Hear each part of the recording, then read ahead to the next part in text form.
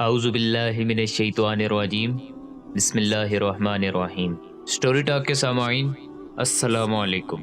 حضرت لقمان کسی رئیس کے غلام تھے اور اس کی بہت خدمت کیا کرتے تھے۔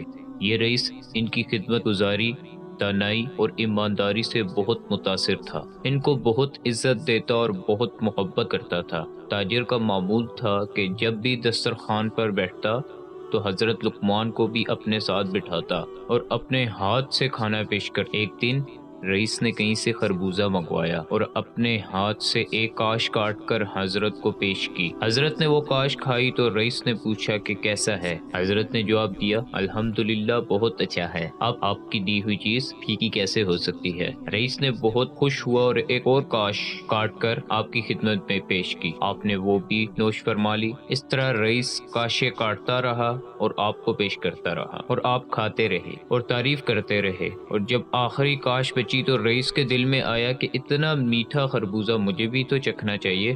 جیسے ہی اس نے کاش منہ میں رکھی فوراً تھوک دی۔ خربوزہ تو انتہائی کڑوا تھا۔ رئیس بڑا حیران ہوا اور اس نے حضرت لقمان سے پوچھا کہ حیرت ہے، آپ اتنا کڑوا خربوزہ میٹھا کہہ کر کھاتے رہے ہیں، کیا وجہ تھی کہ تم نے مجھے بتایا نہیں؟ حضرت لقمان نے سر جھکا لیا اور آہستہ سی آواز میں بولے، آقا میں نے آپ کے ہاتھوں سے دنیا کی شاندار نعمتیں کھائی ہیں، اور یہ پہلی نعمت تھی جو ذرا سی کڑوی تھی۔ میری غیرت نے گوارا نہیں کیا کہ ایک ایسے شخص سے شکایت کروں جس نے ہمیشہ مجھے پہلے کھلایا اور اچھا کھلایا۔ آقا میں آپ کے مہربان ہاتھوں سے زہر تک کھا سکتا ہوں، تو یہ کڑوا خربوزہ کیا چیز ہے؟ یہ سن کر رئیس کی آنکھوں میں آنسو آ گئے۔ مجھے بھی یہ واقعہ سوچ کر رونا آ جاتا ہے کہ ہم ذرا سی تکلیف پر اللہ سے شکوہ کر دیتے ہیں کہ میرے ساتھ ہی ایسا کیوں ہوتا ہے۔ کبھی یہ نہیں سوچا کہ اس مالک کی ہزار با نعمتیں استعمال کر رہے ہیں، ہوا، پانی، روشنی، پھل، غذا، اور ان کے علاوہ کتنی نعمتیں ہیں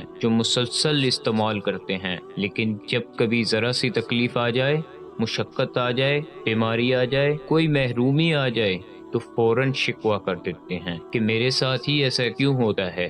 غیرت کا تقاضا تو یہی ہے، نہ کہ جس مالک کی اتنی نعمتیں استعمال کرتے ہیں اس کی طرف سے آنے والی تھوڑی سی مصیبت میں بھی نہ شکری مت کریں اور ہر حال میں اس کا شکر ادا کریں۔ آج کی اچھی بات یہیں پر اختتام پذیر۔ اگر ہمارے چینل کی اچھی بات آپ کو پسند آئی ہے تو ہمارے چینل کے ویڈیو کو لائک کیجئے، شیئر کیجئے اور چینل کو سبسکرائب کیجئے۔ اچھی بات کو دوسروں تک پہنچانے میں دیر مت کیجئے، ہو سکتا ہے یہی ایک اچھا عمل آپ کے اور میرے بخشش کا وسیلہ بنے۔ دعاؤں میں یاد رکھیے گا۔ اللہ حافظ۔